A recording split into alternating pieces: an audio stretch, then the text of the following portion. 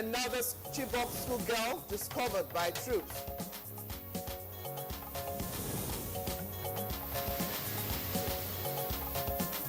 Federal government to establish 2 army battalions in southern Kaduna.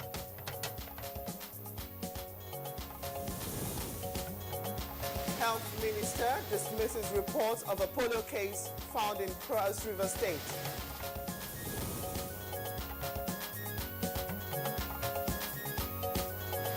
On Good Morning Nigeria today, we have 2 topics. The song for Nigeria by some leaders of the country and managing personal finances in a recession.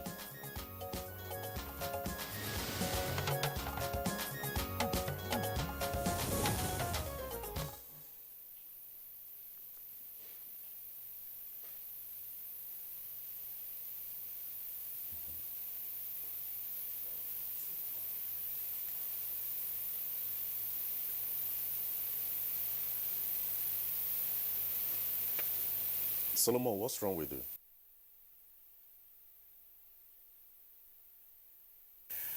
Well, it was a surprise when a video emerged on the internet of some leaders of the country singing for the country. Well, for many, it was not until the real statement came from official quarters of confirmation that the video was said to us, okay, what are they up to? And specifically, the meaning of the words of the song for many was soothing in these challenging times for Nigeria and Nigerians. Bless you, will agree with me that it was quite inspiring, you know, watching that song, watching our past leaders try to pass a message across through songs. And we so much appreciate that, and we wish it will expand and many Nigerians will embrace singing and facing the Lord. Not with such heavy bars and tenor, you know, the inflections and all those Well, things. okay, it's all right. We'll get there because we're really taking steps, you know, to ensure that we reposition the economy for the best. And latest statistics from the National Bureau of Statistics only confirm what is obvious: a huge population of unemployed and double-digit inflation, fluctuating crude oil prices on which the country depends for income to finance a largely import-dependent economy has not helped matters. Well, you're right, Cliff. With stagnant or falling incomes in real terms for salary earners due to large inflation and also reduced incomes for those who are self-employed. Just because of this lull in business or economy generally, managing what finances for the individual becomes a real challenge. Well, Blessing, you will say, how do you survive on finances that are in real terms just about half of what they were, especially with no reduction on things you have to provide for? Of course, talking about things you have to provide for is that time of year when people have to pay school fees, the feeding is there, and for those who have moved houses or about to, housing, Medicare, electricity and water bills. Generally, utility bills are there, and so most of those things are on the increase, while the income or salary has not made a commensurate movement in that direction. That is no increase. Oh, well, we believe that time will do. But so we're going to enlighten Nigerians on how best to manage their finances at this time. So how does the individual make ends meet in this situation? How do you manage your finances to still live a semblance of a normal life? And like Cliff indicated, 2 issues will take our attention today. The video by some leaders, past leaders, and also, of course, the Vice President, inclusive of the country, and managing one's finances in these challenging times. Those are our focus this morning. My name is Blessing Abu. Welcome you to today's edition of the program, Good Morning Nigeria, coming to you on the network service of the Nigerian Television Authority, NTA. And I am Cliff Ayoze, joining Blessing to welcome you. In the course of the program, we shall bring to you our companion segments, which include newspaper review, business, sports, foreign and entertainment news. But before we begin discussing our topics of the day, we kick off with the news, and of course we have in the studio Joseph Johnson. Looking Nigerian in every sense. Yeah, thank you, Cliff, and Blessing. And thanks for joining us on the news desk at this hour. I'm Joseph Johnson. We begin with security matters. Troops of Operation Lafayette Dole have discovered one of the abducted Chibok schoolgirls, Rakia Abubakar, with a 6-month-old baby. A statement by the Director, Army Public Relations, Brigadier General Sani Kukasheka Usman, said the girl was discovered during investigation of arrested suspected Boko Haram terrorists, adding that she is the daughter of Abubakar Gali Mulima and Habiba Abubakar of Chibok. On interrogation, she said she was a student of senior secondary school class 3B before her abduction along with her colleagues on 14th April 2014 by the Boko Haram terrorists. The statement adds that Rakia Abubakar is presently undergoing further medical investigation and would soon be released to the Borno State government. Meanwhile, President Muhammadu Buhari has welcomed the recovery of Rakia Abubakar in Alagrano area of Damboa local government area of Borno State. A statement by the Special Advisor to the President, Media and Publicity, Femi Adesina, says the President is optimistic that other captured girls will one day be unified with their families. President Buhari commends the military for the diligent investigation which led to the recovery of Rakia. In another development, the President has directed that decisive measures be taken to end the recurring acts of violence and destruction in southern Kaduna. Another statement by the presidential spokesman, Femi Adesina, says it is on the directive of the President that the Inspector General of Police was in the region with the accompanying setup of a squadron of mobile police in the area.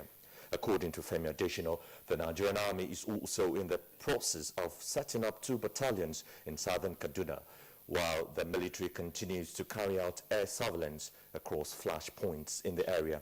The President, the statement adds, has equally directed NEMA and its Kaduna counterpart, SEMA, to assess the situation and determine the level of response required for the urgent aid to victims. The Presidency has reacted to an incident involving an accidental discharge at the Presidential Villa, Abuja. According to a statement by Garba Shehu, Senior Special Assistant to the President on Media and Publicity, the accidental discharge occurred at the gate of the villa when a visiting security official was conducting normal safety precaution as professionally required. According to Garba Shehu, a pellet of the bullet from the pistol hit a lady by her side, but she has been attended to at the clinic and discharged. In the meantime, as the federal government plans the construction of a second runway for Nnamdi Azikiwe International Airport, Abuja, which is to be concessioned after concluding arrangement for the repair of the current runway due to its poor condition, it will be out of use from the 8th of March to the 19th of April to avoid disaster, while Kaduna International Airport is to serve as alternative. Minister of State Aviation Hadi Sirika disclosed this during a stakeholders meeting on the closure of Abuja Airport.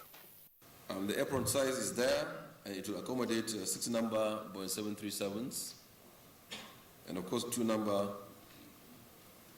jumbo jets. Have a facility that can take the expected and anticipated passenger. Let's turn our attention now to Cross River State because the report of a suspected case of polio in that state has been dismissed by the Minister of Health, Professor Isaac Adewale, and officials of the National Primary Health Care Development Agency, who say the features found with the child are not consistent with poliomyelitis. The 2-year-old child is said to have a deformity of twisted right foot, which was observed at birth. Polio does not affect the bone. It affects the muscle and the nervous system. So you have wasting of the muscles, but the foot is not deformed. In that particular child, the foot is big. You look at the leg, plumpy, but then twisted. That's the club foot. That child will benefit from RRI. There was no paralysis, no history of fever, and no kind of weakness at all in terms of the affected right limb of this child. So we confirm very clearly, for the benefit of our viewers, for the benefit of the society in general, that as at today, there is no case of polio paralysis or a child paralyzed by polio disease in Cross River State. You can now breathe a sigh of relief, isn't it? The head of the Civil Service of the Federation, Winifred Oyoite, has acknowledged the positive roles played by civil servants in the quest for national development in the year 2016. In an exclusive interview with NTA News, the head of civil service urged civil servants to do more this year as the country strives to get out of recession. It was a challenging year for not just Nigerians, but the world over. I would say the economic recession is not just peculiar to Nigeria, but civil servants, I really have to give them the credit that they showed themselves to be very loyal, very patriotic, and indeed very understanding. Now, the federal government has commenced the distribution of heavy-duty farming equipment to further boost rice and wheat production. The objective, the Minister of Agriculture and Rural Development, Audu Ogbe, says, is for the country to produce quality rice for local consumption and export. What we do is give them to the states, and then we train groups of young people. Each reaper and thresher will have 8 people operating. You put a huge tarpaulin there, they push the reaper, it cuts the rice and drops, and then people pack the rice and go to the thresher. And thresh, and the grains fall, and then the chaff is blown elsewhere. Then they winnow it into the sacks. Right? So in one day, these boys can harvest about 4 hectares, right? And they are paid. Towards catering for the needs of the less privileged in the society, the Distribution Committee of the Future Assured Program of the President's Wife has reached out to women who have started returning to their towns and villages in Mangonu and Ngarzai local government areas of Borno State.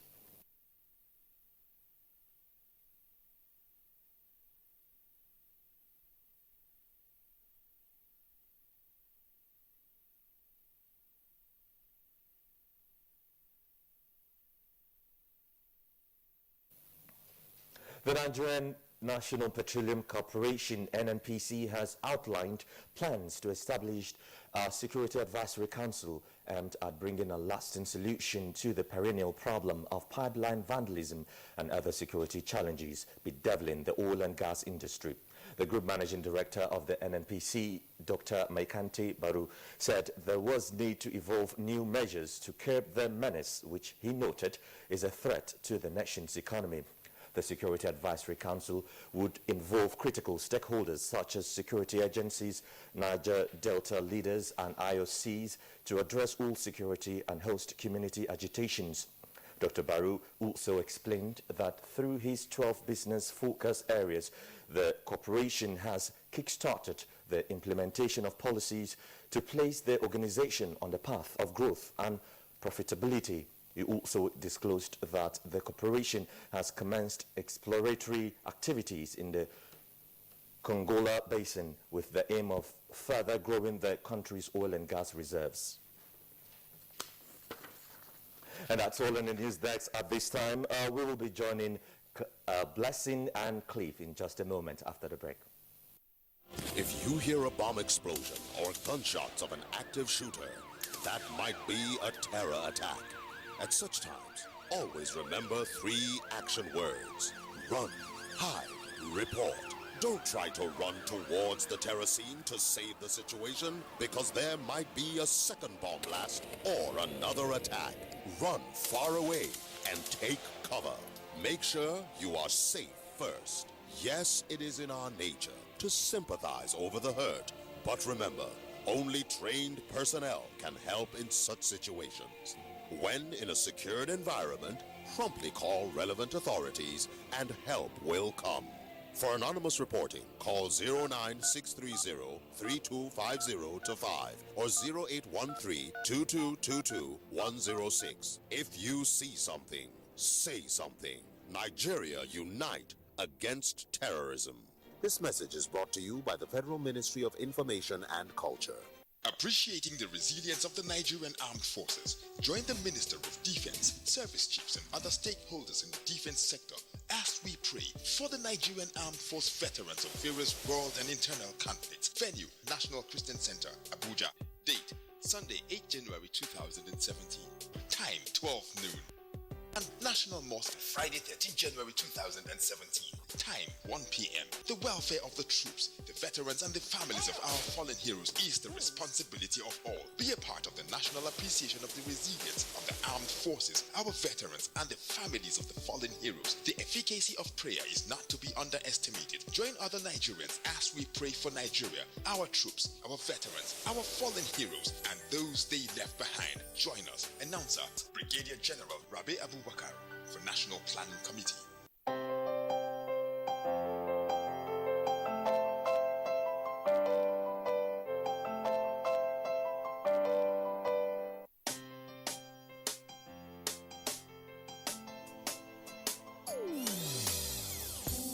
Hear the call of change. Stand up, Nigeria. Change is here and it's going to stay. Change begins with you. Oh yeah, make we go. Go so let the change begin from within. Look at you, Ogerola. Change begins with you and me. Change begins with me. Change begins with me. Change begins with me.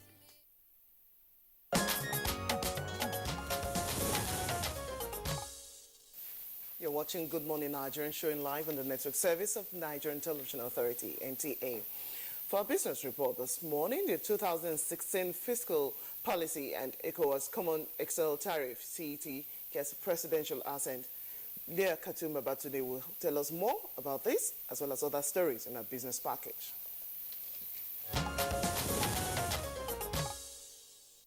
President Muhammadu Buhari has approved the implementation of the 2016 fiscal policy measures, which is made up of the supplementary protection measures together with the ECOWAS CET 2015 to 2019, effective from the 17th of October 2016. In a circular signed by the Minister of Finance, Kemi Adeosun, the approved supplementary protection measures in line with the provision of the ECOWAS CET comprises an import adjustment tax list with additional taxes on 173 tariff lines of the extant ECOWAS CET, a national list consisting of 91 items with reduced import duty rates to promote and encourage development in critical sectors of the economy, and an import prohibition trade list of 23 items applicable only to certain goods originating from non-ECOWAS member states. The 2016 fiscal policy measures supersedes the 2015 fiscal policy measures, while all transactions prior to the effective date of the circular shall be subjected to the tariff rates applicable before the coming into effect of the 2016 fiscal policy measures.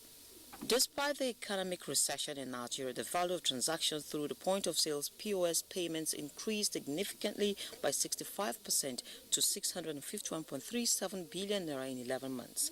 Data gathered from the Nigeria Interbank Settlement System (NIBSS) reveal the figure, which represents transactions from January to November 2016, almost doubles the 395.05 billion naira recorded in the corresponding period of 2015. NIBSS data showed that with 81.15 billion naira in November 2016 recorded the highest value of transactions. The Central Bank of Nigeria, CBN, had introduced the cashless policy with a view to significantly reduce the volume of cash-based transactions, and POS was one of the tools to achieve this objective. The policy was introduced for a number of key reasons, including driving development and modernization of the payment system in line with Nigeria's Vision 2020 goal of being amongst the top 20 economies by the year 2020. Nigeria's crude oil exports are on track to edge higher in February due in part to the 3rd January cargoes. The loading program of 1.62 million barrels per day on 50 cargoes comes despite only 3 cargoes of bunker crude being planned, compared with 7 in January. Traders said the fields has planned maintenance in the second half of the month.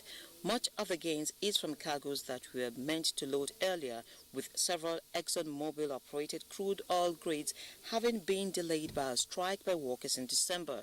The original export plans for both January and December had been higher than the February program, but both fell short of the plans because of delays, and in the case of December, the cancellation of Focado's cargoes after attacks on the export pipeline. OPEC's oil output in December fell from a record high ahead of a deal to cut production helped by attacks on Nigeria's oil industry and top exporter Saudi Arabia trimming exports. The decline, the first since May, according to Reuters survey, occurred despite higher exports from second largest OPEC producer Iraq and a further upward trend in Libyan output. Oil prices were steady on Thursday, trading just below the 17-month high hit earlier this week, with sentiments upbeat because major oil producers are expected to reduce output from January. The Central Bank of Nigeria, CBN, on its website quotes the price of crude at $56.69 per barrel. Stocks on the Nigerian bourse have continued a free fall since this year began, with the All-Share Index declining by 1.07% on Thursday, and the market capitalization closed the session at 9.018 trillion naira. 137 million equities worth 898 million naira swept hands in 2,488 deals. Fidelity Bank, Diamond Bank, and UCAP emerged the most sought-after stocks. UAC Property, Owandu, and Access Bank led the green flank, while the reds were topped by NACO, Guinness, and Angote Flour. With Business News, I'm Lekatun Babatunde. Thanks, Leah. On business there, what are the papers talking about today? In a moment, you'll get to know.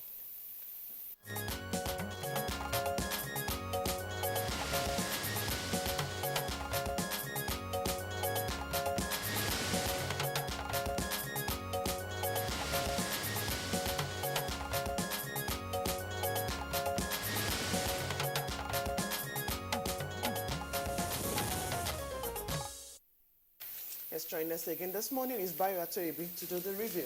Good morning to you, Bayo. Good morning, Blessing. Good morning. It's a pleasure to have you join us. Good morning, Cliff. Good morning, Nigeria.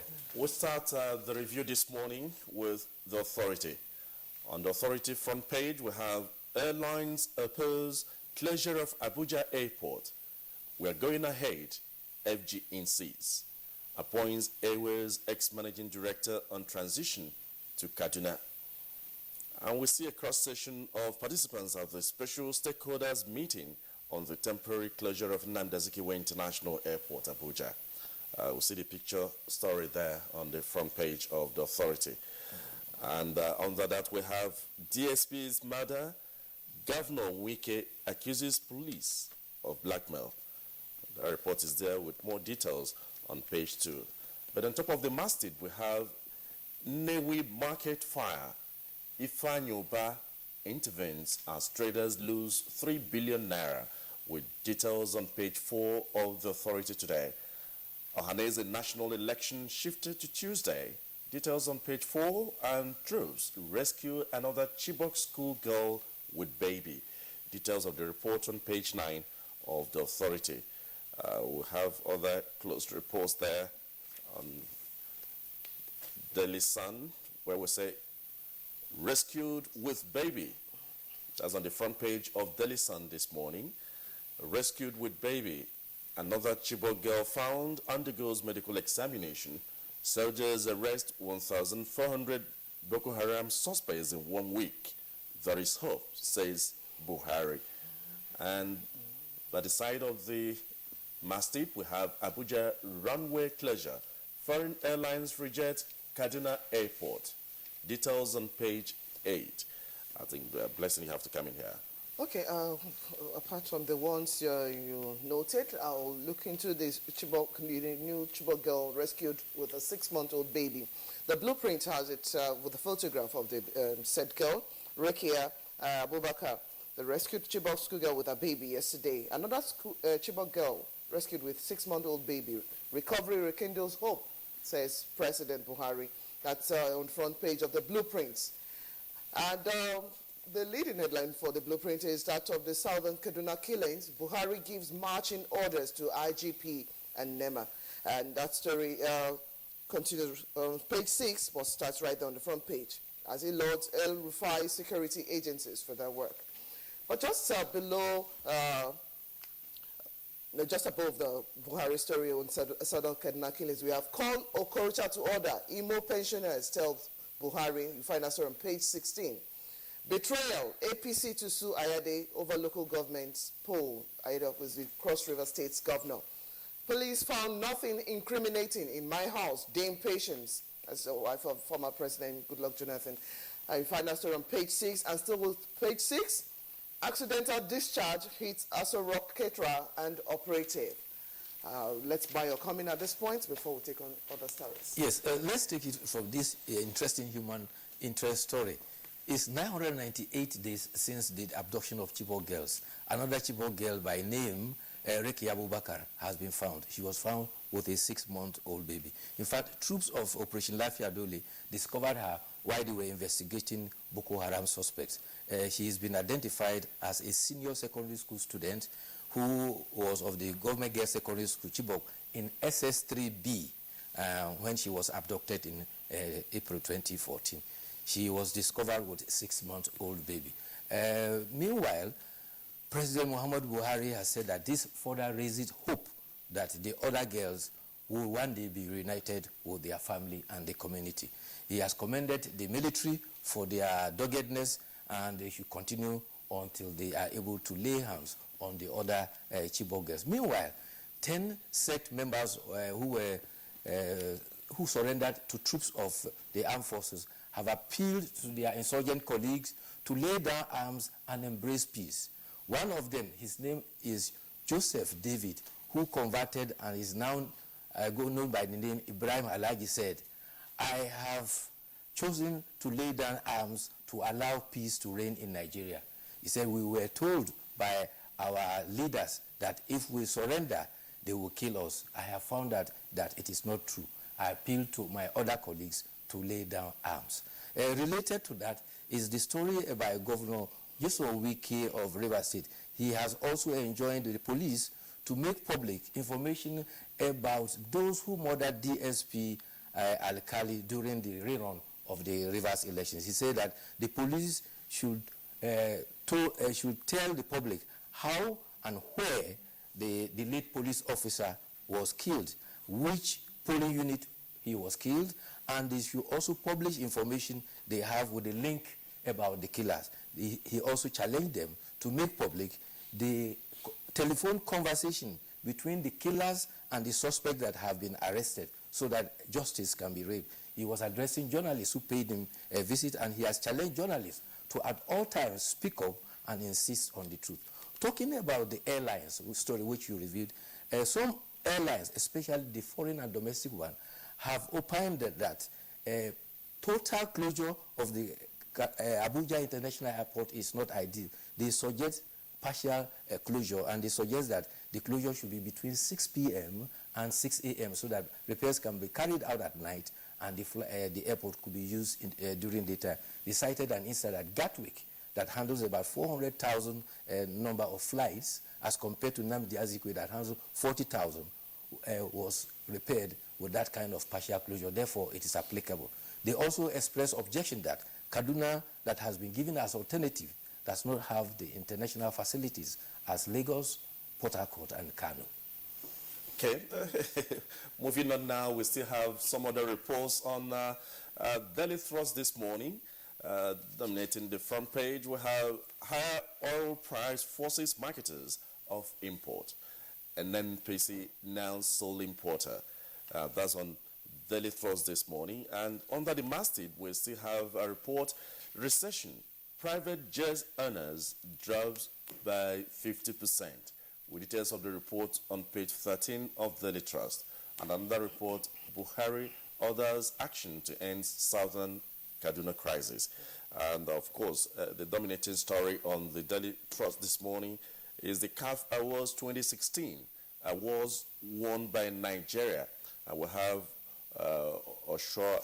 Oshola, women's player, Ihanacho, most promising talent. Iwobi, youth player, and women's national team went to Falcons. Of course, we have other stories on Daily Sun. Daily Sun this morning, we have Awujale's book exposes IBB, how ex-military president tried to lure me into supporting June 12 annulment, reviews Oba, with details on page 9. And we have also Red Cross bombshell on Boko Haram, how women hawk sex to survive, details on page 2. And we also have no new polio cases in Nigeria, FG insists, with details of the report on page 3 of Daily Sun. And also we have the report of Carlo Ho's ex-political appointees today on page 8. Disputed Kogi seat, Alpha notifies Senate over subsisting suit. Blessing. All right. Some stories on the front page of the Nigerian Pilot. I start with the boldest one there. OPEC oil output supply down by 200,000 barrels per day for Nigeria and others. You find the story on page 6. Moving further down, you have the photograph of Corps Marshal Boboe and also a newly decorated officer with the family members looking ahead. Tougher times ahead for Nigerians as UK, that's United Kingdom, plans new immigration policy. You find that on page 13. Oyo State, extremely difficult to manage. This is come from the governor himself. Well, you find out why he's saying that on page 6. SGF commends FRSC on credible promotion process. I think still in line with the photograph we have there. But, Bayo, take a look at this. Living close to busy roads can cause mental problems. That's a study, but you find that on page 10 if you're interested. Ministerial slots, Kogi APC lobbies Tinubu, as well as stop shedding 227.96 billion in 3 days. That's huge. Right. So, Bayo, let's start by looking at steps being taken by the presidency to ensure or stem the tide of crisis in southern Kaduna. Yes, that was what I was going to do. In fact, he said the presidency said normalcy will soon return to southern Kaduna. This assurance came from Mr. President. And the special assistant to Mr. President on media publicity, Garba Shehu, in fact, itemized the measures to be taken. They include a squadron of mobile policemen now to be stationed in the area. Secondly, conventional policemen have been redeployed. Thirdly, a battalion of the Nigerian Army are to set up in the area. Fourthly, air surveillance is also being carried out to identify all flashpoints. And National Emergency Management Agency and Kaduna State Emergency Management Agency are to determine the level of urgent aid to victims of violence there. Mr. President has condoled those who lost the lost one and has also commended the security agencies and Kaduna State government for the steps they have taken so far. He assures that normalcy will soon be restored to that area. Already there have been pronouncements by the Nigeria Bishops' Conference about the situation there. You will also recall that early in the week, the Sultan, on behalf of the Nigerian Supreme Council of Islamic Affairs, said that criminality there should be stemmed. Most often than not, crises, particularly in that part of the country, tend to be between settlers and natives. And at other times, it is between farmers and herders. But because the settlers are usually predominantly Christian, the settlers are predominantly Muslims, the natives are predominantly Christian, it tends to take a Islamic and Christian conflict posture. The same thing appeared also in Plateau. But the good thing is that it's now being addressed. You recall that there was a critical one in the late 80s and early 90s, the Zango Kataf crisis. It was, again, taking this kind of pattern. But with the measures that has been put in place now, it is hoped that it will quickly be stemmed and the loss of human lives. We're hopeful that peace will reign soon. The Vice President has also cautioned faith-based organizations that they should shun rumor that Nigeria could be Islamized. He said that it is impossible to Islamize a country given the 1999 constitution that forbids state religion. The professor of law, that is Vice President Yemi Osinbajo, also he spoke out to rumor that, if you recall, during the 2015 campaign, he also spoke that APC was plotting to Islamize Nigeria. He said that has been a lie. He also reiterated that the rumor... Okay, look at the other stories on higher oil price forces marketers of import. Briefly, because we're getting signal. Higher prices on what? Oh, higher oil price forces marketers of import, and NNPC now sole importer. Well, it's obvious. Because of scarcity of foreign exchange, it's becoming very difficult for importers to get foreign exchange to import. So it has become the duty of the NNPC to meet the commitments. But however, there was a promise we made yesterday we couldn't fulfill. There was a human interest story which Cliff estopelled me and I couldn't say. It was about a woman who delivered the twins at the hospital. And because of a bill of 150,000, she abandoned the twin babies. Sure. The husband had paid a deposit of 20,000. They demanded 300,000. Later on, she added 17,000.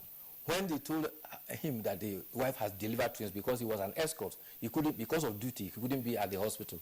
He went to his ATM and emptied all his account with 60,000, making a total of 150 that he had paid. He offered to write an undertaking that he will pay. The hospital in Shomolu area, I think, refused.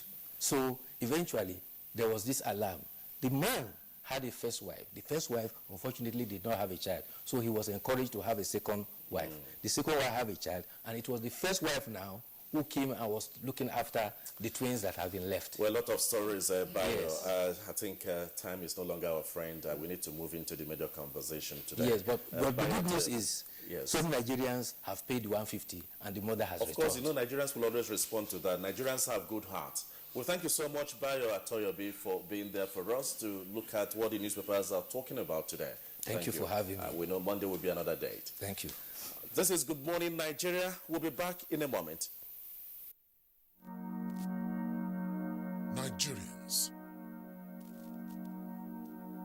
Suicide bombers are not spirits. They are not ghosts. They are human beings like you and me. They live amongst us. They are your neighbors. They are your friends today, but terrorists tomorrow. So you must know your neighbor now. Security begins with you and me. Know your neighbor. Be vigilant. Be security conscious. Report suspicious persons, objects, and movements to the police and other security agencies. The security of our nation is a duty for you and me. If you see something, say something. Nigeria unite against terrorism. This message is brought to you by the Federal Ministry of Information and Culture.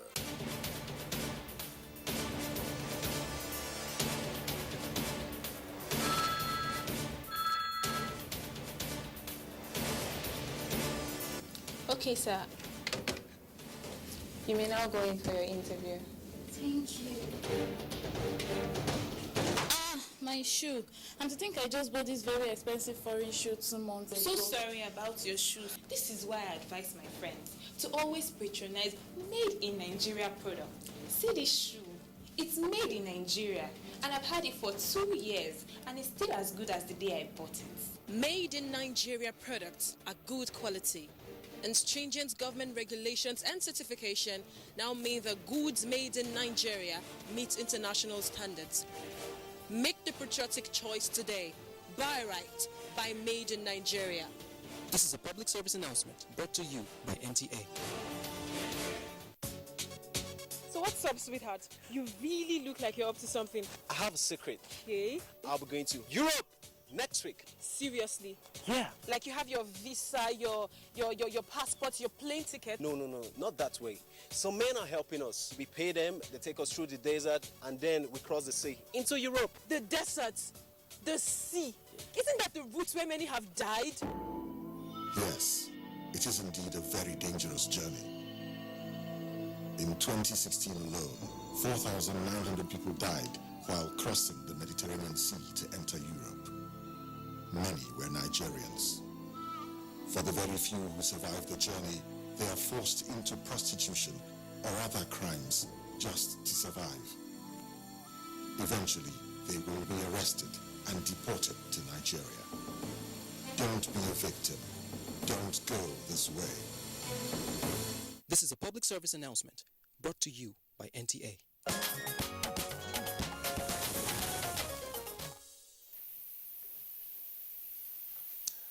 Well, Blessing, you know that we've come into discussing the two issues we have on hand, one concerning the special song for Nigeria, and of course, we'll look at how to manage your finances essentially at this time. But we're privileged to have a very special guest in the studio. But before then, let's launch it. Well, this video emerged on the internet not long ago, at least just recently, with some former Nigerian leaders, as well as their deputies, and also the Vice President, Yemi Osinbajo. They're all seen singing. Let's view a bit of it before we launch into discussing it.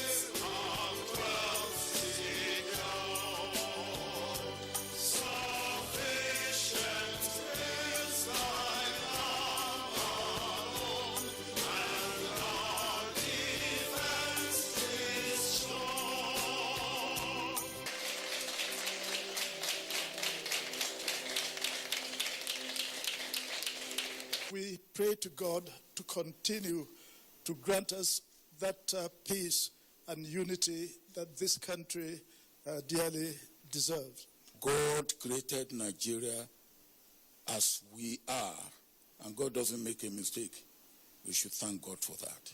We must continue to work hard to make sure that we achieve the desired results. In spite of the mess we try to make of the country, He manages always to rescue us when we get to the edge of the precipice, and we thank Him for that.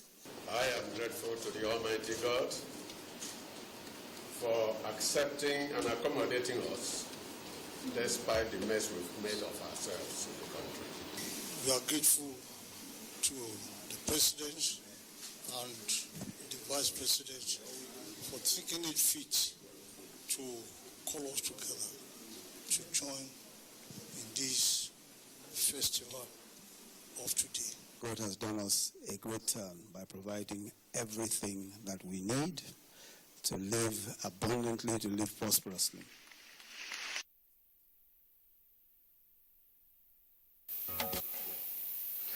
And joining us in the studio now to talk about the video we just watched is the Senior Special Assistant to the President in the Office of the Vice President on Media and Publicity, Mr. Laolu Akonde.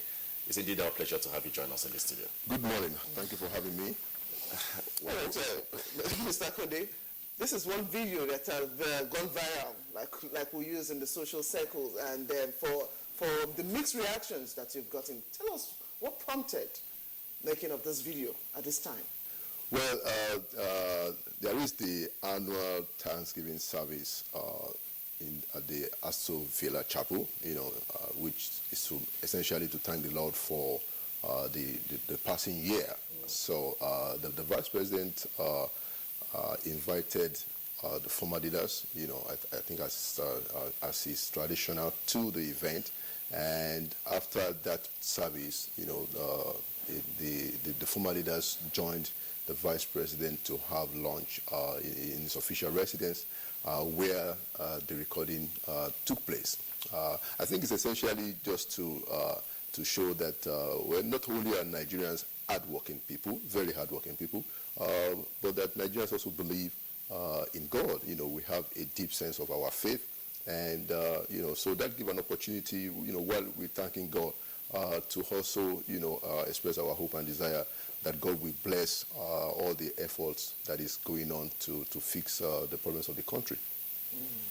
Well, actually, when you talk about good songs like that, that appears to be inspirational, looking at the reaction to that, what is your takeaway? Did you anticipate what is happening on social media and reaction of Nigerians, to that very special song, which looks like it's as we are the what's world. it's as what's well, the hymn itself, as you're well aware, is very inspirational. And like I said, our people have a very deep sense of their faith. And so I'm not surprised at the reaction. The whole idea is to engender hope.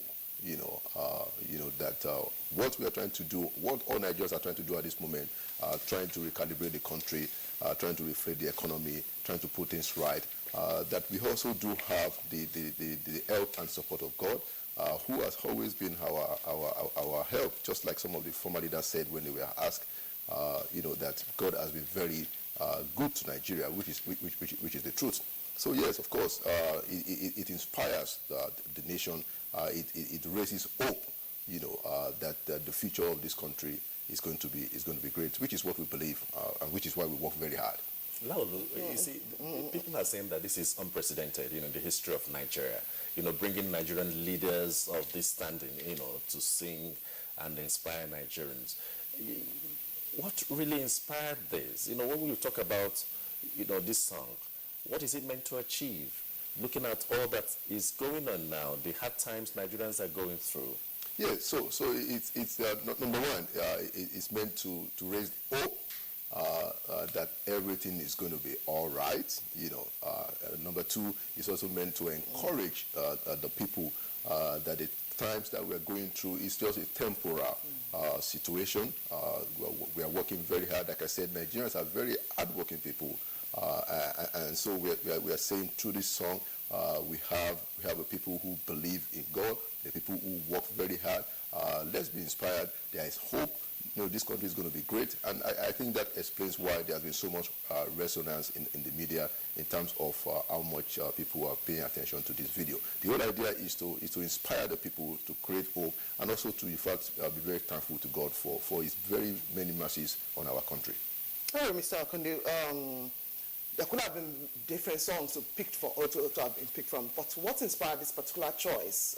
For some said, does it have to do with the events of 1941 when the song was sang between the British and Americans consummating the Atlantic Charter or something in that target? Why this particular choice? I think the song has a patriotic fervor to it. It has something to nationalistic, trying to mobilize people together behind a particular purpose, under God. So I think that is the sub-theme of the song itself, and it comes in handy anytime you're trying to, inspire people, trying to raise hope, trying to say that things are going to be very well, trying to mobilize, some kind of common faith and common belief, common hope that a country is going to do very great things, which is what exactly we believe under the leadership of our president this time, that Nigeria is going to do very great things and everything will be all right. All right, let's take a look at getting the leaders to actually do that. So what was it like getting these leaders? There's people in their different areas of festivals, but getting them to do the rehearsals, I'm sure it was something theatrical. Or was it not? And I think we should give credit to the leaders who were very willing to do this recording. Again, it shows the common commitment to the idea of Nigeria, common commitment to the progress of Nigeria, and readiness on their part to do whatever it is that is within their power to contribute to ongoing efforts to move Nigeria forward. I think we should commend their readiness and their willingness to be part of this very encouraging project. Okay, one thing is curious about this setting, the leaders that identify with this very project, excluding one, the immediate past president, and people have been asking questions, what happened? Was he not invited or something?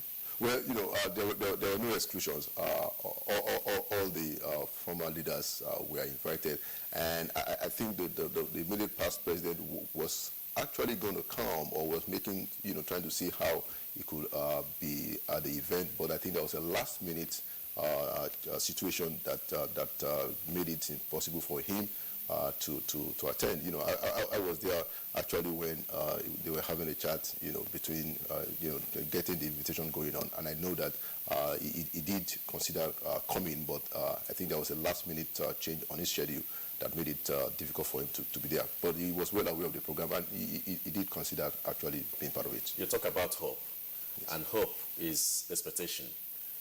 Are there some concrete things you feel that this government is doing, you know, to ensure that Nigerians, you know, live up to this time, you know, that is quite challenging?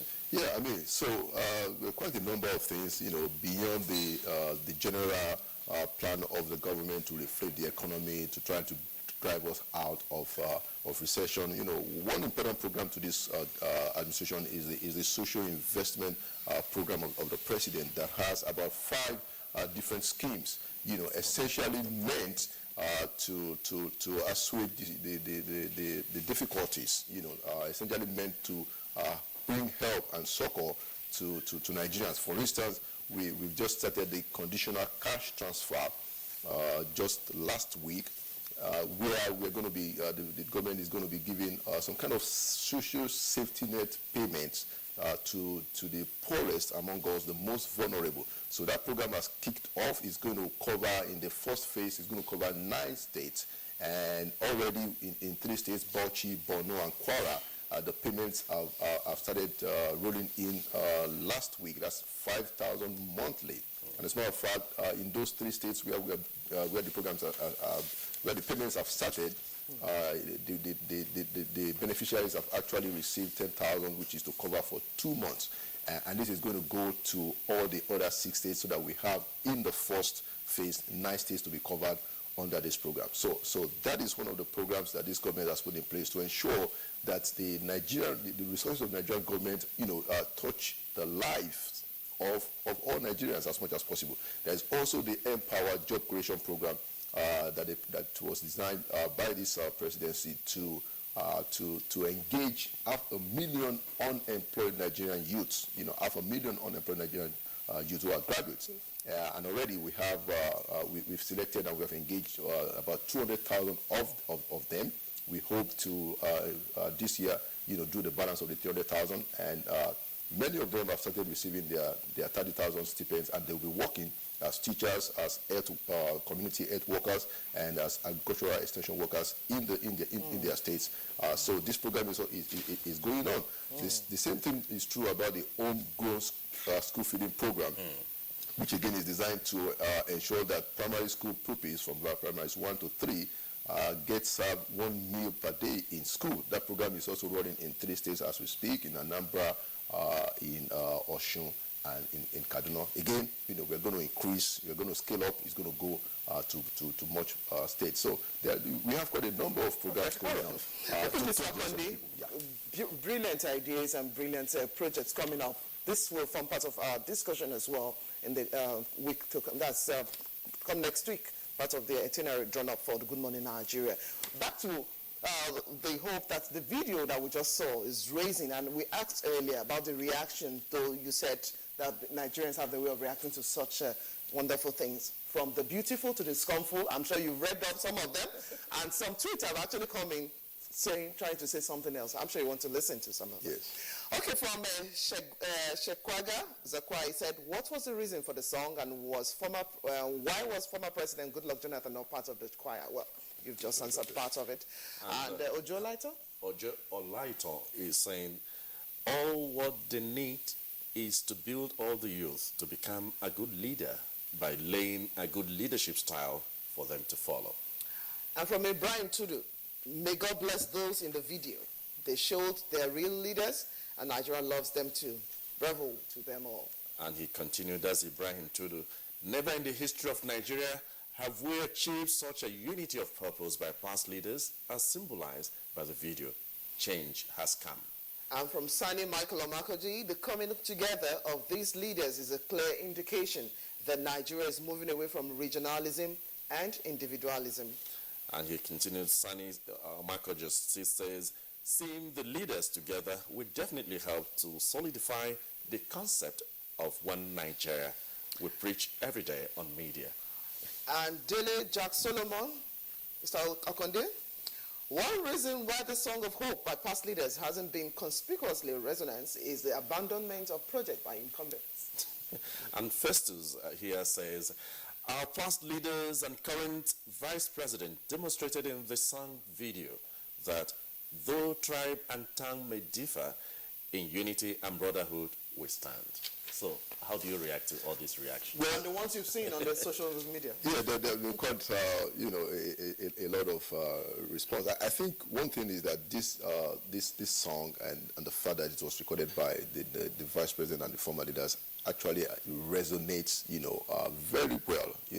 On the average, you can say that there is a very positive reaction to it. It shows unity. It shows purpose. It shows, the commonality of purpose, of the leaders. And it, like I said earlier, it provides a very, inspirational platform for the people, even for the leadership of this country, for everyone that is concerned about what is going on, about the future of this country. And I think, some of these responses have actually proven that indeed it's something that is very good at this time, for our country. Do we intend to make this, an annual event, or there are other surprises? Pleasant surprises. Okay. Maybe a fusion between the younger generation now, couple of young leaders. You're giving ideas without, they have to pay consultancy fee. No, it will pay after the... Never say never. All right, Mr. Lalu Akonde, thank you very much. So it's great talking with you on this special surprise from past leaders and, of course, the Vice President's office, taking a look at what should be done with great hopes looking ahead. Mm-hmm.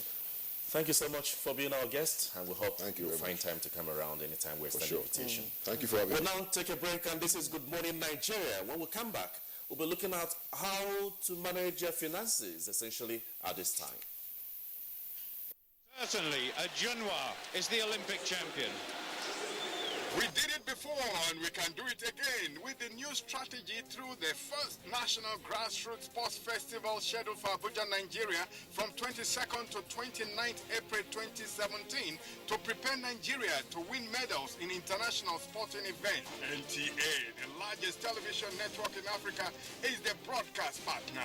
For sponsorship, contact the Chairman Chief Coordinator on 0809 647 0111 or Mukta on 080-330-20855. Email info@grassrootssportsfestival.com. The Grassroots Sports Festival is endorsed and in partnership with the Federal Ministry of Youth and Sports Development.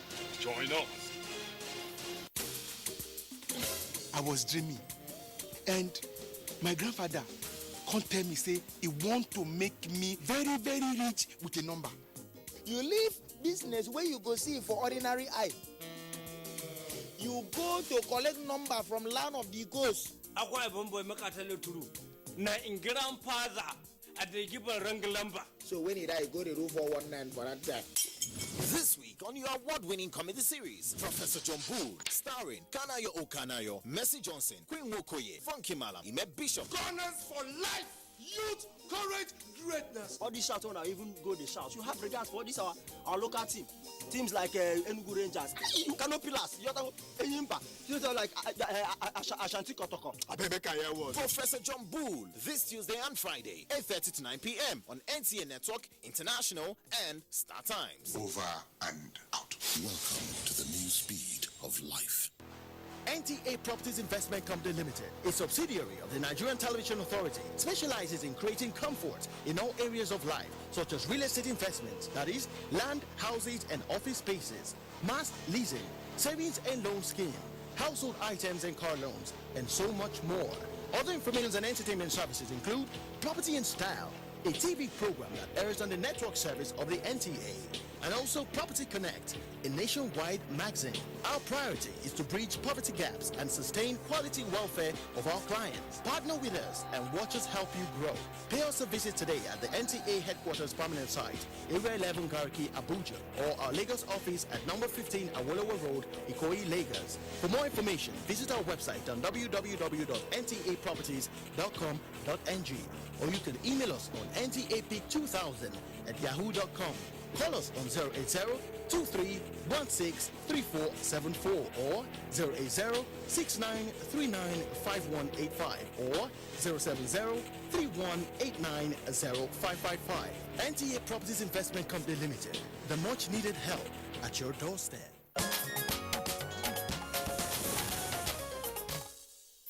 If you just tuned in, you're watching Good Morning Nigeria. Now to lay the foundation for our discussion on managing personal finances in a recession.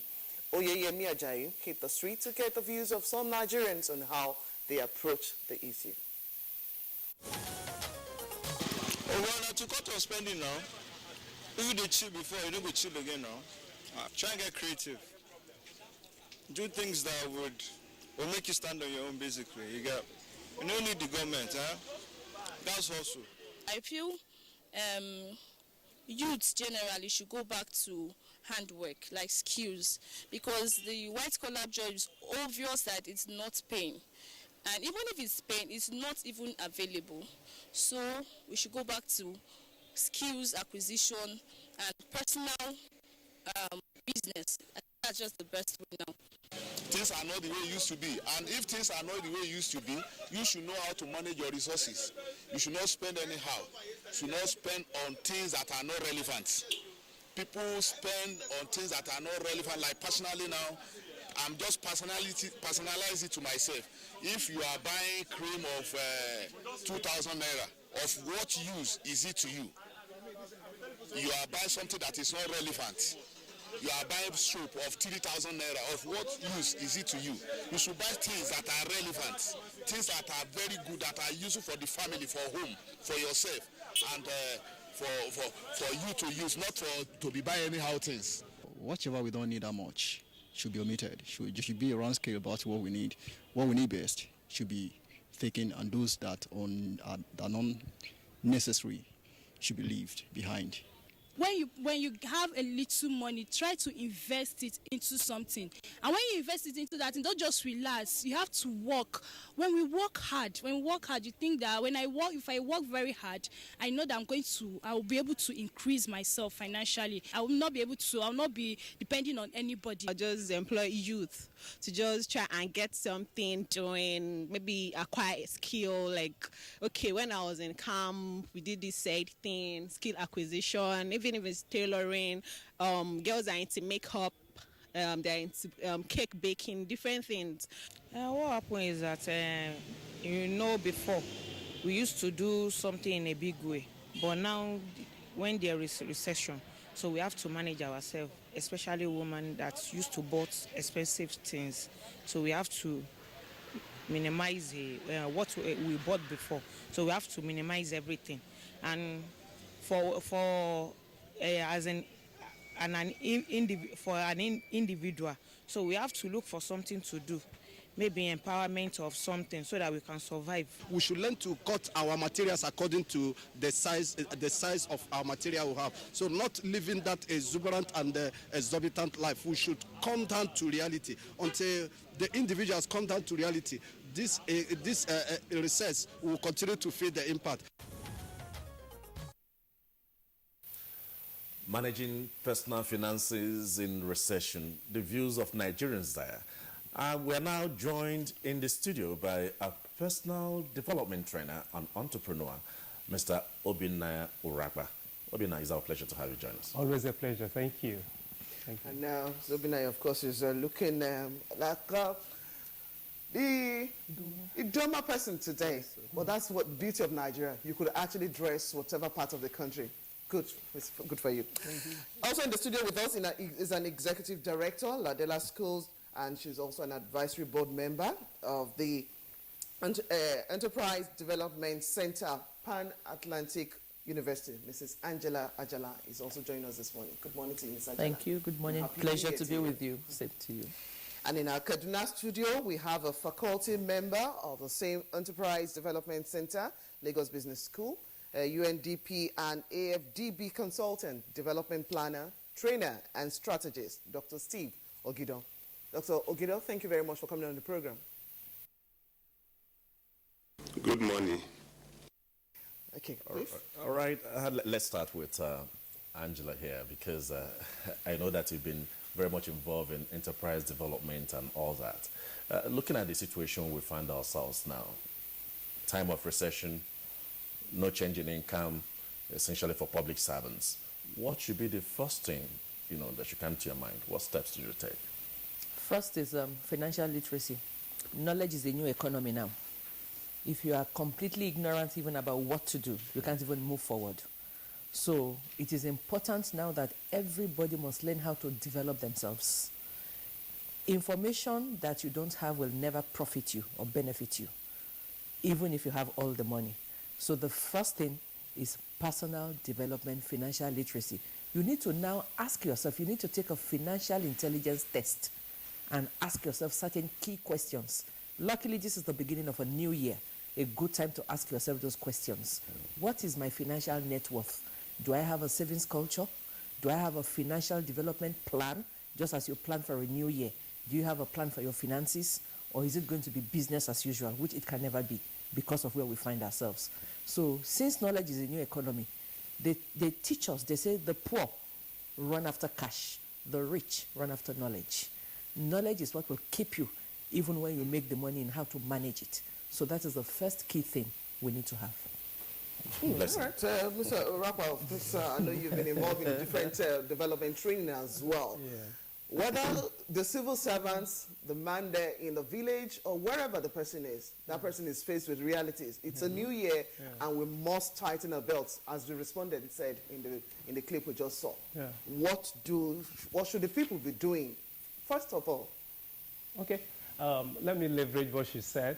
The poor and the rich. What's the difference between the poor and the rich? And when I'm talking about poverty and it's not about paper money. It's about wealth. And what is wealth? It's about value.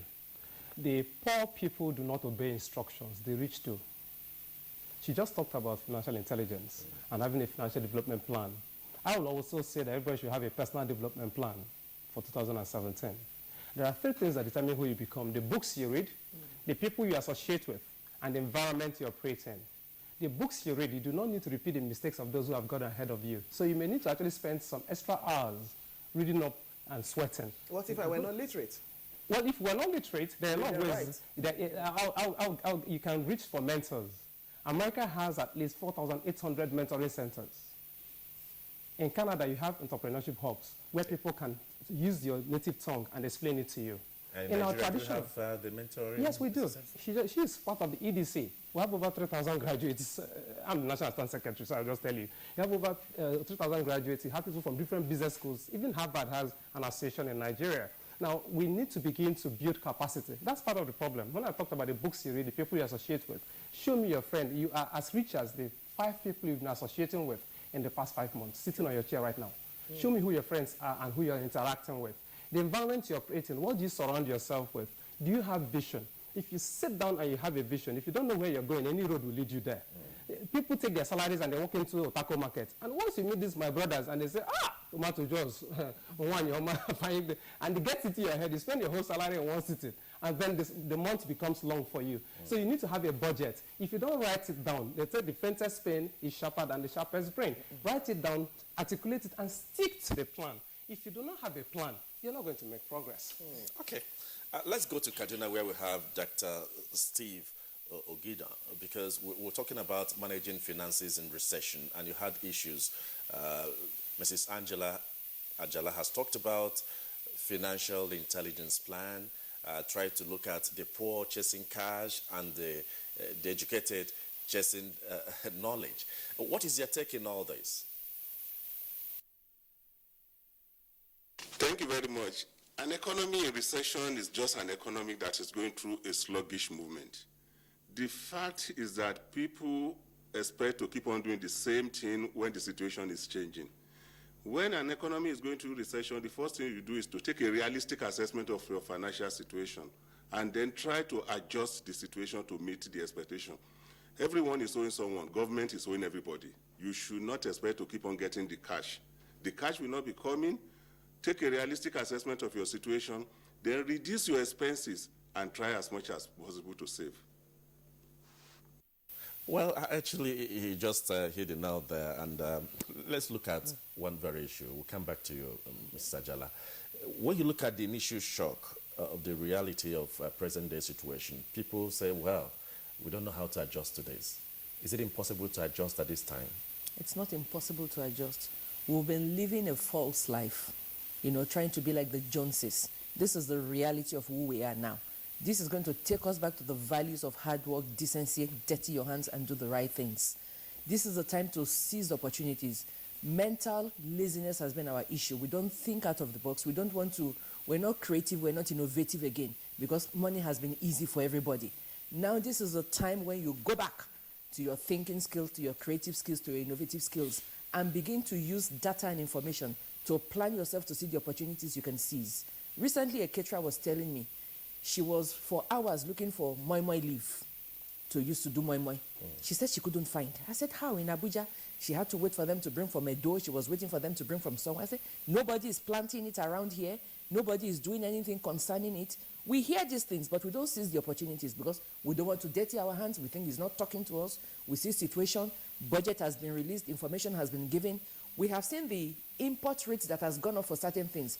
We are already beginning to feel the products, the goods that are going to be banned. Nobody is looking at it. That should I begin to go into rice? Should I begin to go into tomato? Tomato paste will be banned. This will be done. We're not looking at the opportunities. We're not even seizing it. So that has been it. Now we are back to our default mode. So this is now the time to begin to spend wisely. If you don't need a new phone, why do you want to buy a new phone?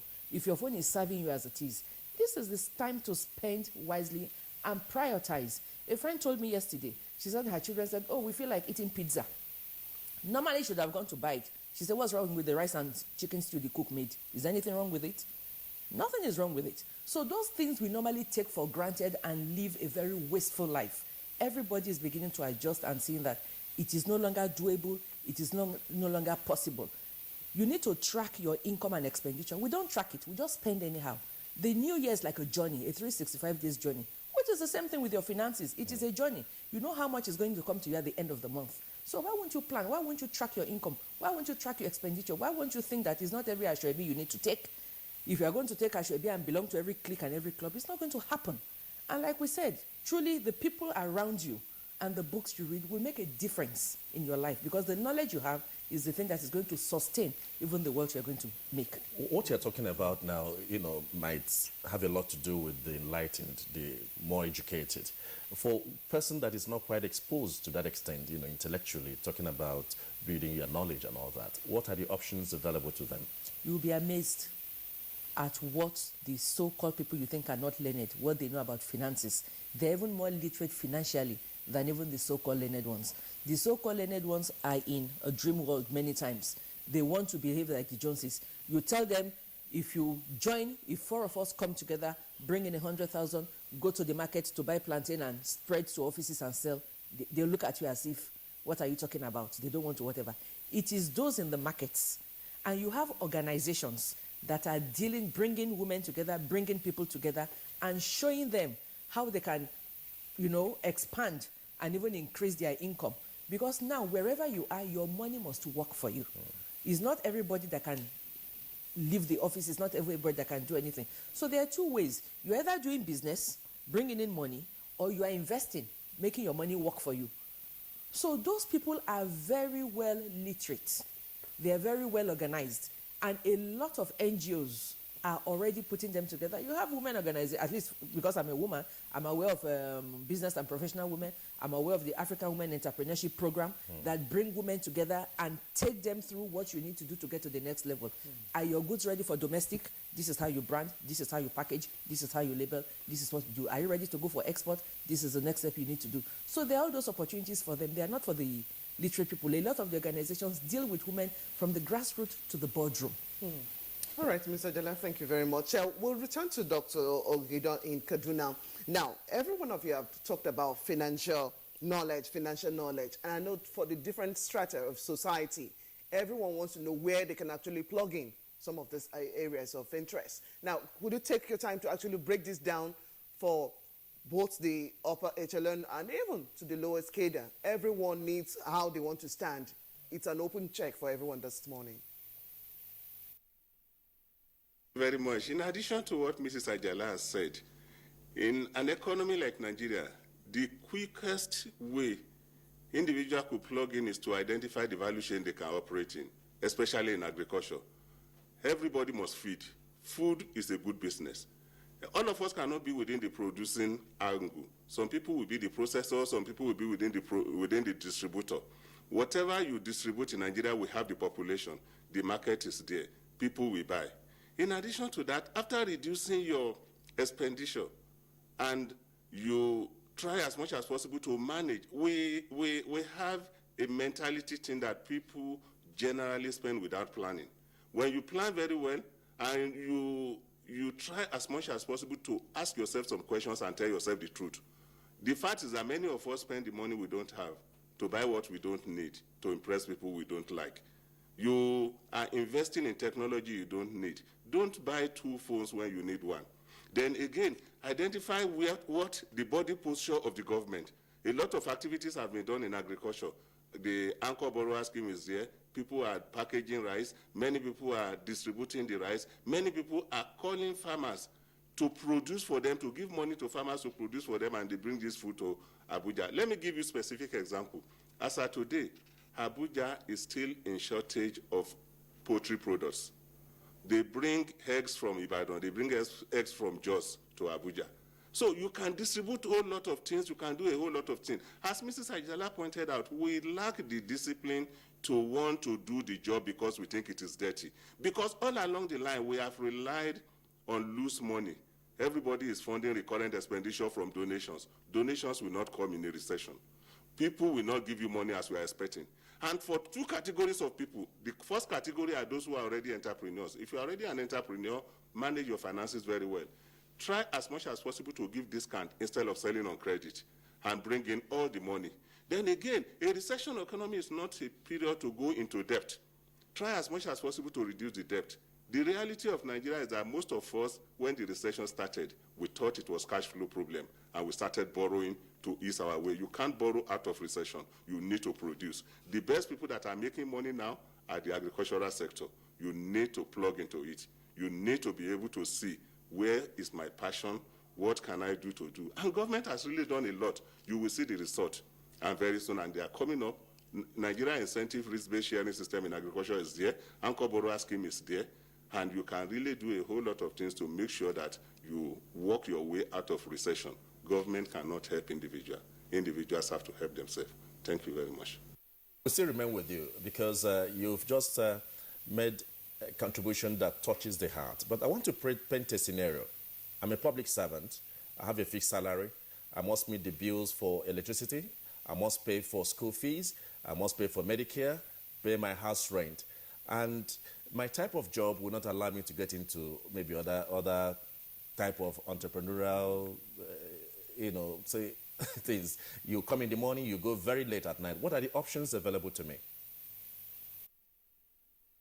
Thank you very much. We have this thinking that because you don't have the time, it's only the poor man that sells the time.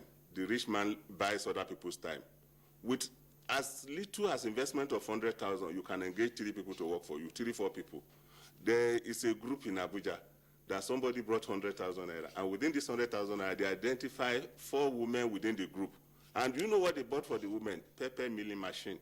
They send the pepper milling machine into Wuse Market, and every day, each of the machines delivers 1,500 naira, and they get 6,000 naira a day. 6,000 naira times 25 days that they used to work is more than the salary of the guy that invested the money. Think, let your money work for you. You are a worker if you are still selling your time. As an entrepreneur, buy other people's time to work for you. You have only 24 hours, my brother. And what you can do, you can get 100 hours in a day. How do you get the 100 hours? Buy other people's time and give them money to go and work. Many people have ideas. You have young entrepreneurs. Go to NYSC camp. You have people who are looking for as small as 40,000 naira to start software development. Tell them I'm going to put my money in this business. Let me tell you, I invested in agricultural production this year. And the money I invested altogether was no more than 250,000 naira. And the guy that is overseeing the business owns 35% of the business. I have 65%. I have never visited the farm. And I monitor it with the phone. They take pictures, they send to me, and I know when we are going to harvest. So you can do. Let your money work for you. You don't need to do it yourself. Thank you very much. Like I hear you smiling and all that. For somebody, you know, at the other divide, you know, who is into business of Ankara and maybe these other entrepreneurial things, maybe hair making, what steps should the person be taking to manage his or her finances in order to maximize profit? Okay, I'll get a little very Even practical. those that have lost their jobs. Okay, fine. Now, losing your job does not mean you've lost your life. He just talked about having 100 hours. What Dr. Gidon is referring to is a principle you can get in Rich Dad Poor Dad, Kiyosaki's Rich Dad Poor Dad. OPM, other people's money. OPR, other people's resources. People can give you their sweat capital, and you can work with them. And you can see what he said about giving someone 35%. Get people to become part of your business. Get their hearts, then you can ask for their hands. I'll give you practical examples. Let me ask you, Cliff, how much money did you make 2 days to Christmas? Lesson 2. What did I do? I had a meeting. I had a meeting with a man that had a farm. I'm talking about PR and OPM. With a friend of mine who has a farm in Kuje. This guy has a poultry and has a fish pond. His headache has been access to market, how to sell it. So he has been disturbing me. So I had to look at my social capital. I have 5,000 friends on Facebook. And I'm sure you're also on Facebook and other social media platforms. WhatsApp. What did I do? I had a meeting with him, and I had a meeting with another person, Patrick, my partner. And after discussing it, Patrick opted to go to Kaduna. As I speak to you, he's coming from Zakibian with 2,000 tubers of yam. And we're leveraging our social capital. So as immediately left my house, I picked my phone, and I posted on WhatsApp, if you want chicken, 2 kg, indicate your interest. And I put my phone number there. This was December 23. In 8 minutes, people were contacting me.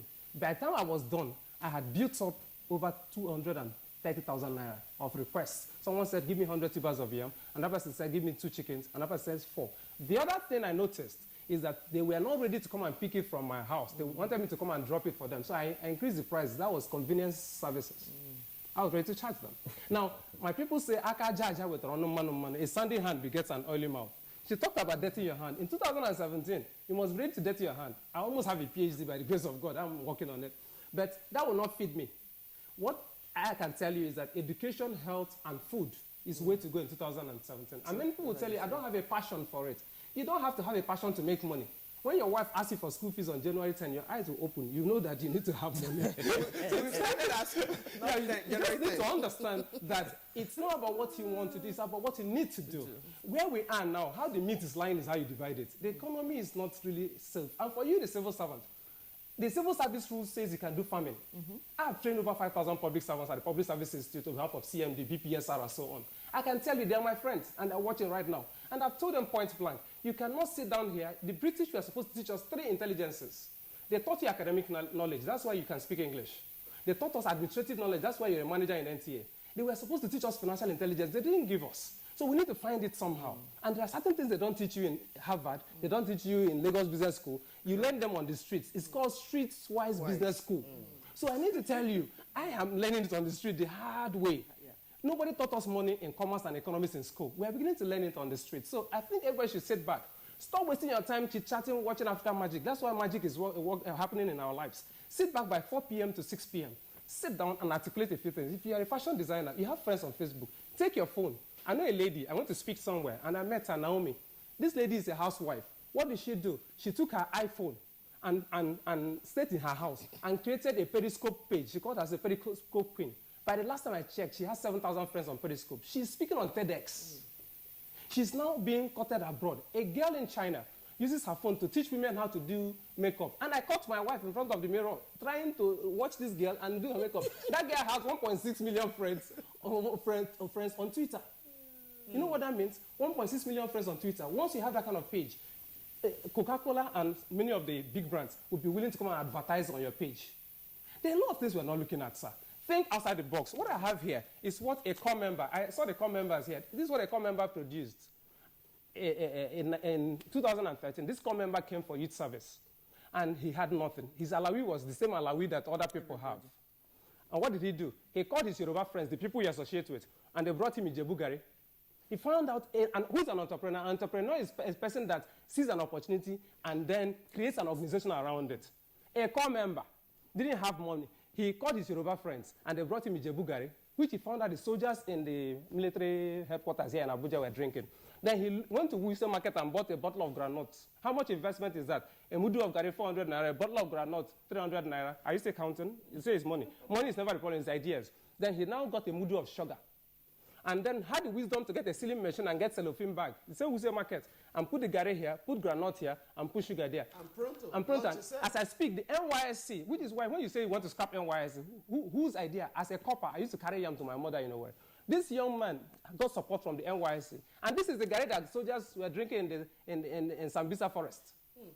All right, Mr. Rappa. Now, you talked about, of course, you've raised so many issues, but you also listed 3 focal areas that will work in 2017. Yeah. I'm glad Mrs. Ajala is an educationist as well as other areas that you have also touched. Let's take a look at education. How can people leverage on that in actually redefining what their personal finance is going to be or get more?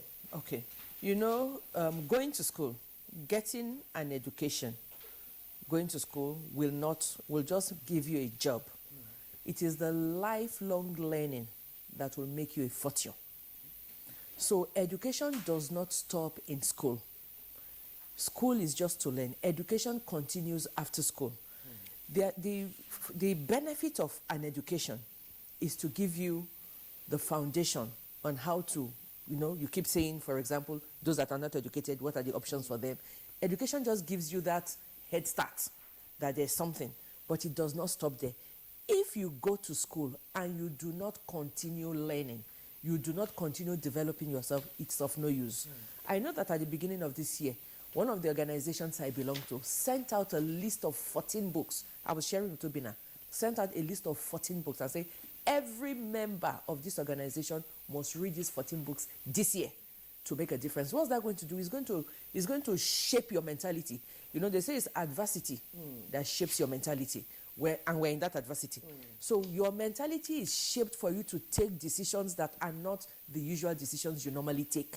You begin to learn how to negotiate, how to influence, how to lobby, how to do things. The art of making friends, the art of networking, those are the things that are going to position you for opportunities that are going to make your net worth go beyond where you are. Education provides all that for you. Still with you, Mr. Ajala. Now, I know psychologically for those who have lost their jobs, and many are still going to lose such jobs because it depends on how they actually give focus to whatever is happening around them. Let's take on that aspect, psychologically speaking to some of these people in this realm. They have opportunities around them, but identifying them has always been a problem. How do we begin to help such people to actually turn around their fortunes in this 2017? Are such people ready to help themselves? Many times you see people looking for, they've lost their jobs, the opportunities around, but they don't want to start low. We are used to the idea of starting big or having a big salary and that kind of a thing. Nobody wants to start small to say this is what you want to do. Such people should begin to see, because there's no free money again. The era of free money is over. Nobody is even going to give you money to start any business. They are going to tell you save. I'm not going to give you money. I'm saving, I'm investing, I'm doing all kinds of things to increase my net worth. So why should I give it to you anyway? So it is now time to begin to, as we say, dirty your hands. If it is going to be farm, go into the farms. Find people that have the farms and say, I have this, can I offer my services, can I do this? Begin low, take yourself back to the basics and begin to grow yourself again. You will be amazed that even if you begin to save, you have a savings culture and you begin to save 10,000, in 2 years, at least you are guaranteed 240,000.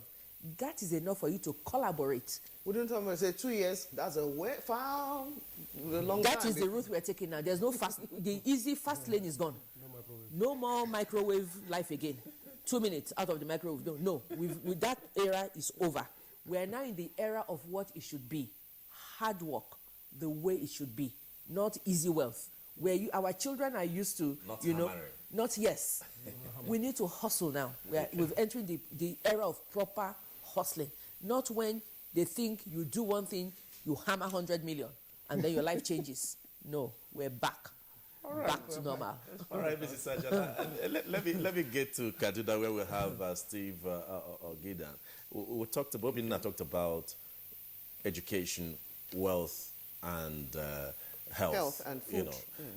When you have all this, And we still talk about having ideas, opportunities, and wealth. When you have ideas, you crave opportunities, and you create wealth. How do you reconcile all this in our present time?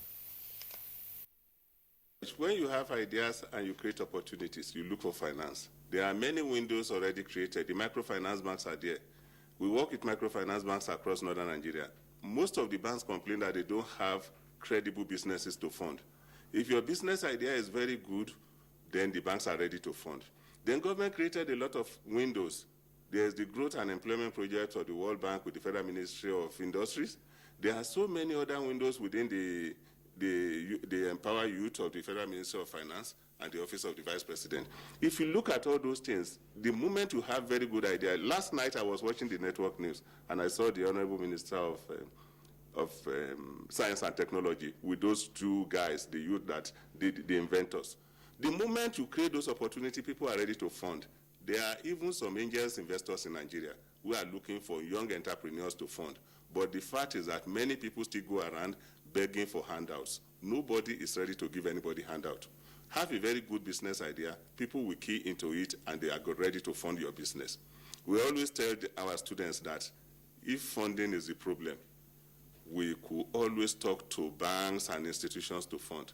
And there's nobody with good idea that has never got funding. The Bank of Industry is there to fund entrepreneurs, but the fact is that many of us want to start big, as Mrs. Sajala has pointed out. And the simplest test you can do is that any business you want to do that will not move from one step to the other without the kind of money you are looking for, don't start. You people still start businesses in Nigeria with 20,000, with 50,000, with 100,000. It's not every business that will start with 1 million. So we need to build. And our capacity to manage money differ from person to person. So look at your capacity. Look at the window, look at the environment, look at the opportunities that are available. And with the right knowledge, you will be able to work your way out of recession. And incidentally, recession economy is the best for African countries because it is an opportunity for us to produce locally and sell abroad. And then we get more money. Thank you very much. All right, Dr. Gideon, we'll quickly take the tweets that have come in reaction to this discussion. And we'll still have other questions relating to where your right environment should be.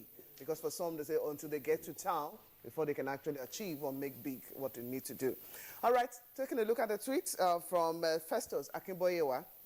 The first step to managing finances in the recession is doing a budget. We mustn't buy things we don't need. Well, from Ibrahim Tudu is saying, when not employed, not farming, not in business, not supported by any economic activity, how do I manage my finances? And back to Festus, we can also manage our finances in recession by not depending on single income. We must look for additional sources of income. Also from Ibrahim Tudu is saying, our biggest from especially the youth is that know how to spend. We can spend money better than the millionaires do. And from Aminu Deba, he says, when the country is in recession, you are in recession. Adjust, go for the necessities. And Sunny Michael Omakoji says, identifying priorities, cutting costs, and accepting reality, not to pretend in fake life, are all measures to consider at this period. Looking at these issues, because when we talk about this, you have this peer group influence. Some are interested in taking you to where you drink, buy a bottle of beer, and that cannot move you forward. How do we look at the people we associate with, people we relate with, and how much it can impact our lives going forward? Well, I like the peer influence he talks about. I would also want to start by saying that we all need to build capacity. And it's an all-involving thing. Faith-based organizations, churches, mosques, and so on. All of what we're dealing with from the tweets you just read have to deal with mindsets, the way you reason. What do you see? Steve, Cliff, the way you're sitting, what I see is money. Blessing, what I see is money. See, start with what you have. My mentor and role model, Sam Adeyemi, will say, start with what you have. My other mentor, Sarah Marco, will tell you, the big is in the small. When I see you, what I see is money. I see opportunity to work together. How do we network and create money? So if you must go to the drinking pub, why are you not the one selling the drink? You should be selling. Why are you not the one supplying the fish there? Now, I'll give you a simple example. Farm gate price for fish, catfish, is about 550, 600. After someone has spent 6 months to produce it. But go to point and kill, it's about 3,500. Have you noticed? So you can see the gap. So why don't you make the sacrifice of going to somewhere in Cairo, find out the farm, pick it up, and find out locations where people need it. There's a big eatery in Abuja where a lady, I won't want to call the name, needs etere. Etere is moi leaf. And she had a lady that had no job, had nothing doing. And she said, okay, I need etere, moi leaf. And the lady had no farm in Abuja. You know what she did? She went to Day and identified some of those Igbo women that grow etere, moi leaf, and picked it. That lady started making 2,500 naira per day. At that point, my Igbo man's brain kicked in. And I said, this is opportunity. If you do 2,500 naira per day, that's 20 days or 24 days, which is a working day for some people who are tellers in the bank, which is why what Mrs. Ajala said is true. Are we workers or laborers? Some of us are professional laborers, sitting down there collecting money, which we call salary. It's actually a job just over broke. Because we're not thinking outside the box. You need at least 7 streams of income to survive. For this person that is selling etere, if she is smart, she can also supply tomato to this eatery and about 10 other eateries. It's about thinking and then working it out. Another thing is that people sleep too much.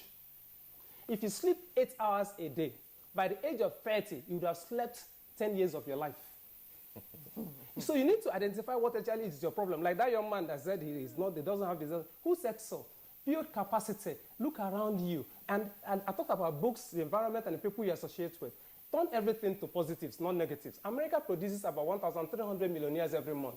What they do is they have the mentorship hubs, like I talked about.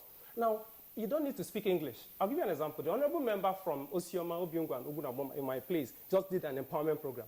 All I did was to send him a CD, some teaching that we did sometime, and I said to him, I said, give me 10 youths per ward times the 3 local government areas he's supervising. A local government area has about 10 wards. Some have 12, some have 17. Now do the math, Cliff. That's 10 youths per ward times 10. That's already 100 young people. And I said, put them together. Then I called the young people in Plateau, the children of pastors that died some time ago, missionaries. And I said, what do you people have? They said, you trained us and you said you can help us find a market for what to produce. I said, okay, what do you have in Riom? They said, I have tomato. I said, what do you have in Bokos? They said, I have potatoes. I said, what do you people have in Bauchi, Bara? They say, I have watermelon. What do you again have? They say, Irish potatoes in Bokos. What the other one is sweet potatoes somewhere in Nasarawa State. I said, okay, do me a feasibility. Here's my email. And I called Abba, and I said, guys, are your youths ready to receive these items in Abba and give me the palm oil? So I took 2 gallons of palm oil from my brother, who's an assistant lecturer in the University of Calabar, Kelechi, and he sent it to me. I went to Central Bank, just sent an SMS, and gave it to a big boy in Central Bank, OPM. At the end of the day, after training Central Bank cooperative staff, I still gave them a gallon of palm oil. You shouldn't be accused of just being a talker and not a doer. So we have begun to dirty our hands. Akajaja with Ronomano. A Sunday hand begets an oily mouth, like our people say. We're still talking about the prayer influence. I don't know, you have a take there because it has a lot to do with moving forward or backwards. Look, research has always shown that the people you associate with will determine how far you go in life because they are these people speaking to your life. So it's important to carefully choose the people around you because they will determine how far you go.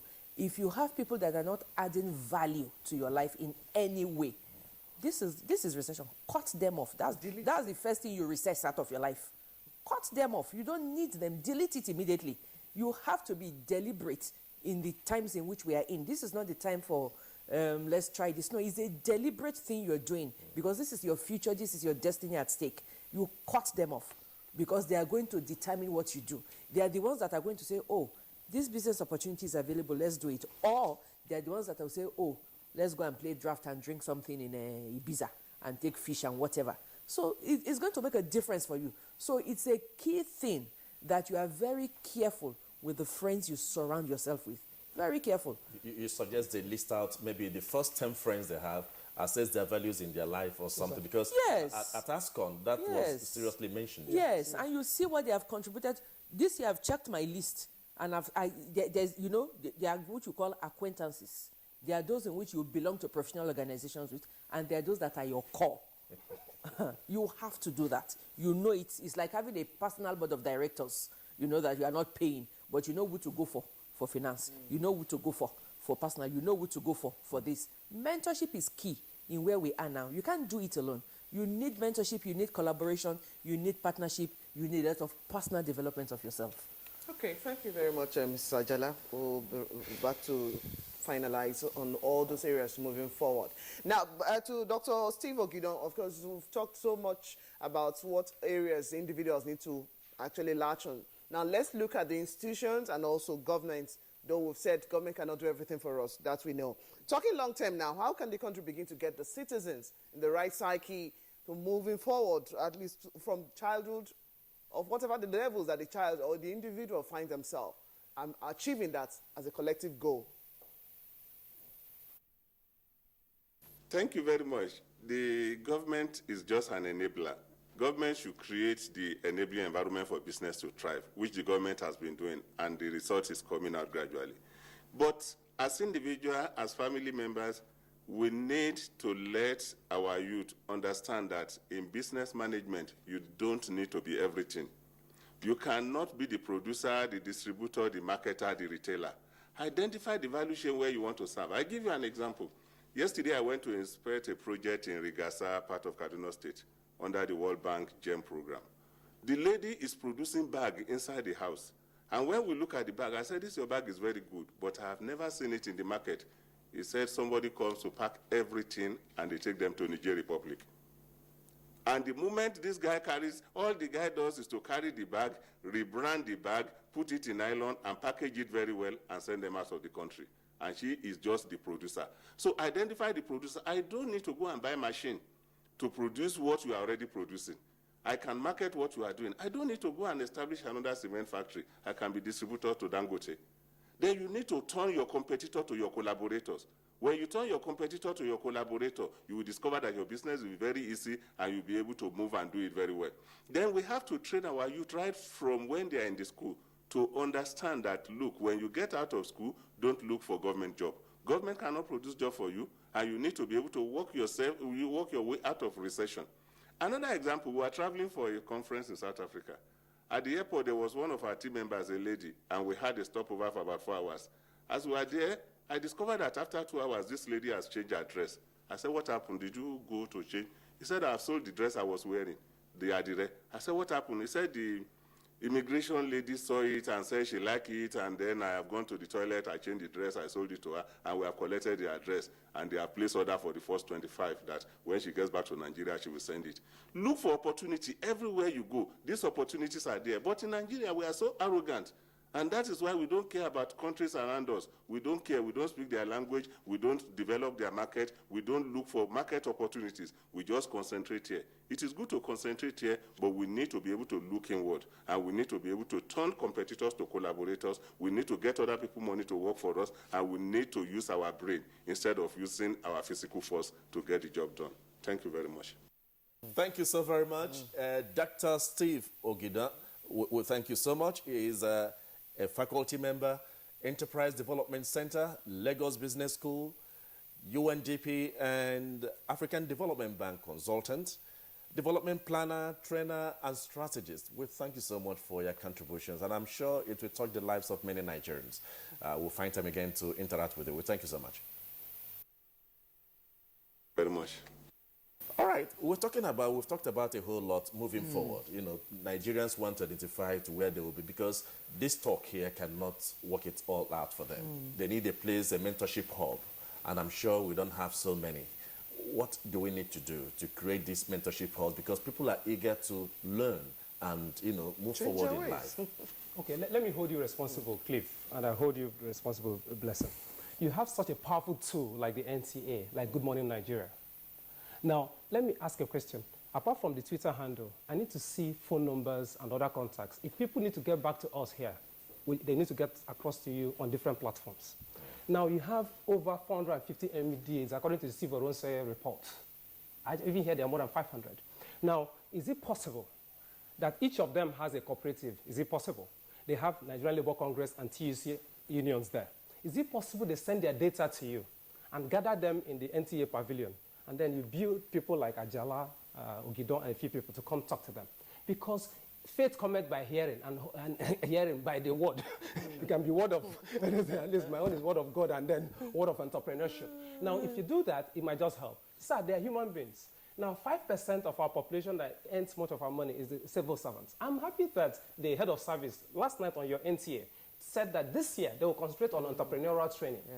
I'm happy I heard that. Now, what quality of tutelage would happen? I hope we will not just take lecturers who have never done business before, because the challenge you have in Nigeria is that someone is a lecturer, he wants to do sabbatical, and the next place he wants to do sabbatical is in another higher institution. Ideally, the gown should meet the town. You should go from the university or the higher institution and go to a factory. That's how it happens abroad. You've been around. You've gone to IMF meetings and you've met these eggheads. What do? They go to a factory and they fabricate things. That's why they keep winning Nobel Prizes, and the only one who won is the one on literature, because the man has dirty his hands. He's writing. He's not just teaching inside the school. I'm not castigating. Sir, opportunities. NEPC has what they call one state, one product. One state, one product.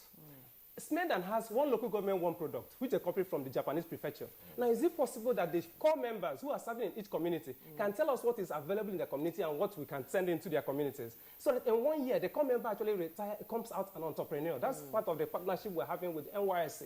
And now, when they gather all of that, can we look at the 41 list of the Central Bank of Nigeria, like Angela said, and begin to see backward integration, import substitution, and begin to replace them? By the time we do that, the next one is financial discipline. Open account and put your money in your account. I think this 2017 is going to be a great year. Thank you, Obinna. We'll still come back to Mr. Ajala, but Nigerians are really contributing, identifying with this conversation today. We'd like to go to our tweets before we come back to you.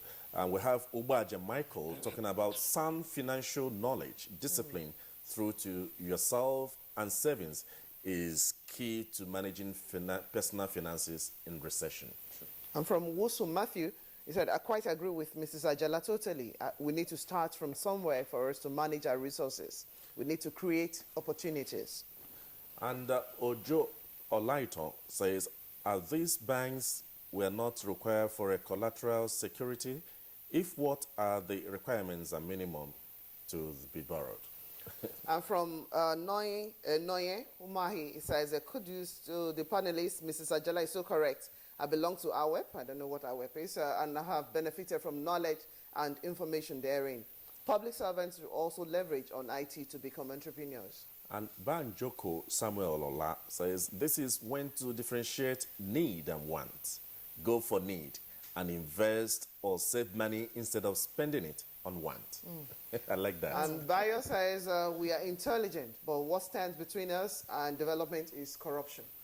And Dele Jack Solomon says, managing our finances in this period of economic recession is a must, but there is need for alternative sources of income. Be prudent. Now, let's have you, come in here. Few seconds. What is your conclusion? I was in China sometime. There was a lady that will come and take a measurement in the morning. By evening, a suit is delivered to you. She has a lady, the husband at the factory. She canvasses, makes the measurements. Before you know it, all this comes up. How do we replicate this in Nigeria? Yes. Again, we start from our mindset. We've always had a mindset of competition. But now, with what is happening, we are beginning to collaborate. Recently, my daughter was telling me she's into fashion and into a lot of things like that. She has a factory. She will change tailors. This tailor will go. Another person will poach the tailor. This will happen. That will happen. Now, there are tailors that do nothing except to sew. Give them the design. They bring it out in the best possible way for you. So you don't need to have a factory again. Somebody else will package and brand it for you. Somebody else will market and sell it. So now that there's a value chain that everybody can plug in with their strengths, collaboration is making it to happen. So it can now spread.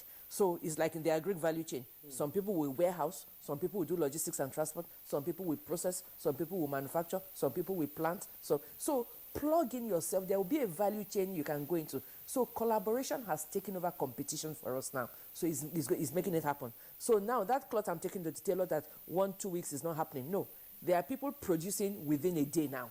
It's So happening find in your value chain. find your value chain, 21st. plug into it, and then there will be speed and things will happen fast. All right. Executive Director, Ladela Schools, and Advisory Board Member, EDC Pan Atlantic University, Angela Ajala. Thank you so much for Thank your you. insights to the program. It's been a pleasure. All right. We also like to thank Mr. Obinai Rakwa, a personal development trainer and entrepreneur. Please bring those young ones back next time. All right.